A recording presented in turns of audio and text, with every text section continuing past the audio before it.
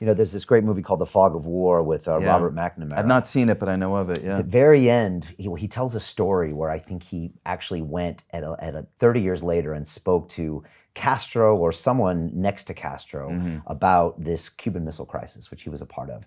And he said to him, were you going to go ahead with this, even knowing that millions of people were going to die? And they said yes. And he said, how could that be? Yeah. So, he left the movie by saying, this is the most dangerous thing on the planet and no one is paying attention. Yeah. The fact that rational men, leaders of countries, were ready to kill tens of millions of people over a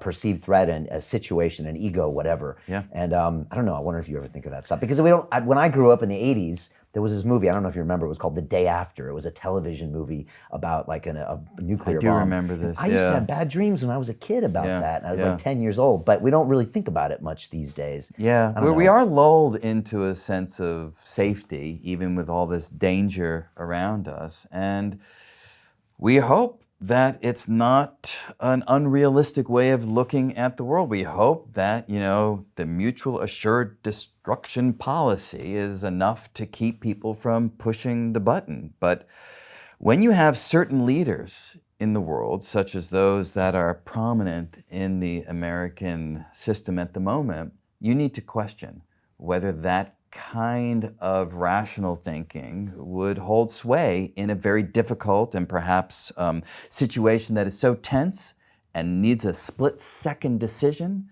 Would the right decision be made? Not obvious to me. Yeah, and that's where the rubber hits the road with physics, doesn't it? Yeah. I mean, that's really where, that's just the amount of energy and power there. On the other hand, if you were to ask me even more generally, should we curtail research in physics for fear of what the research would reveal and then be harnessed in ways that we would be unhappy about? I don't think so. Yeah. I think you need to push forward with knowledge and research and understanding, and it is incumbent upon the societal structure, civilization more generally, to be responsible with what it is that we discover. But there's no way to stop research. There's no way to stop exploration. That's who we are. That's where we come from, and that's our lifeblood. And it's also the great opportunities that we have for the future. And you can't not pursue those opportunities for fear of the side effects that could be devastating.